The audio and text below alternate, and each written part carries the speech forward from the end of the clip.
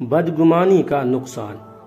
ایک مالدار تاجر مسجد میں بیٹھا تھا اور قریب ہی ایک فقیر دعا مانگ رہا تھا، یا اللہ آج میں اس طرح کا کھانا اور اس قسم کا حلوہ کھانا چاہتا ہوں۔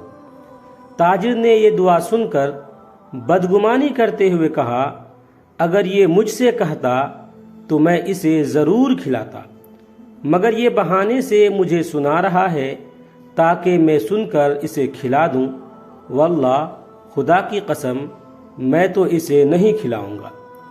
وہ فقیر دعا سے فارغ ہو کر ایک کونے میں سو گیا۔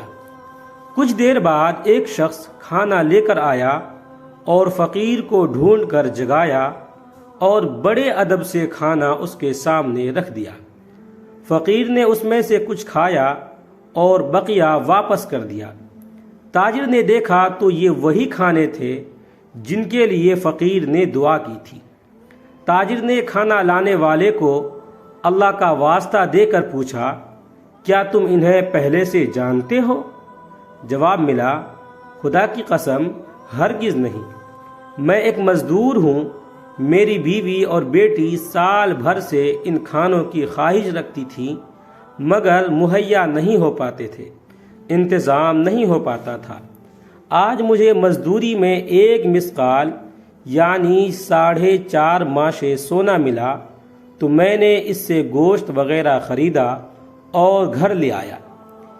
میری بیوی کھانا پکا رہی تھی کہ اس دوران میری آنکھ لگ گئی، آنکھیں تو کیا سوئیں، قسمت جاگ اٹھی۔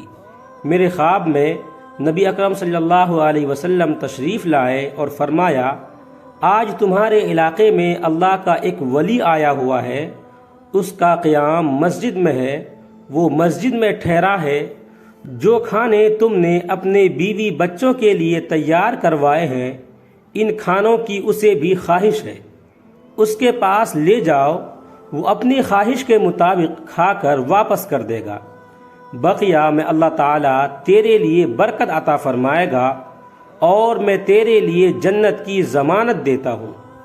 نیند سے اٹھ کر میں نے حکم کی تعمیل کی جس کو تم نے بھی دیکھا۔ تاجر کہنے لگا، میں نے ان کو انہی کھانوں کے لیے دعا مانگتے سنا تھا، تم نے ان کھانوں پر کتنی رقم خرچ کی؟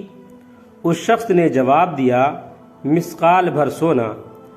اس تاجر نے اسے پیشکش کی، کیا ایسا ہو سکتا ہے کہ مجھ سے 10 مثقال سونا لے لو اور اس نیکی میں مجھے 1 قیرات کا حصے دار بنا لو؟ اس شخص نے کہا، یہ ناممکن ہے۔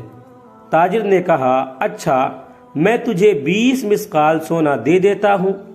وہ شخص انکار کرتا رہا حتیٰ کہ اس تاجر نے سونے کی مقدار بڑھا کر 50 پھر 100 مثقال کر دی، مگر وہ شخص اپنے انکار پر ڈٹا رہا اور کہنے لگا، خدا کی قسم جس چیز کی ضمانت نبی اکرم صلی اللہ علیہ وسلم نے دی ہے، اگر تو اس کے بدلے ساری دنیا کی دولت بھی دے دے پھر بھی میں اسے فروخت نہیں کروں گا۔ تمہاری قسمت میں یہ چیز ہوتی تو تم مجھ سے پہل کر سکتے تھے، لیکن اللہ تعالیٰ اپنی رحمت کے ساتھ خاص کرتا ہے جسے چاہے۔ تاجر نہایت نادم و پریشان ہو کر مسجد سے چلا گیا، گویا کہ اس نے اپنی قیمتی متاع یعنی قیمتی ساز و سامان کھو دی ہو۔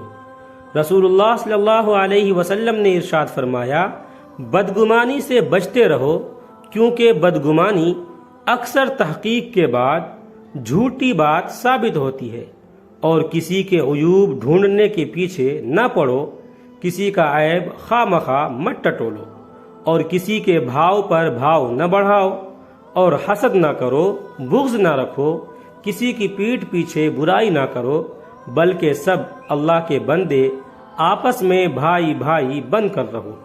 ویڈیو اچھا لگے تو لائک کریں، کمنٹ کریں، شیئر کریں، اور اس طرح کے مزید ویڈیوز کے لیے چینل کو سبسکرائب ضرور کریں۔ آپ تمام ساتھیوں کا بہت بہت شکریہ ہوگا۔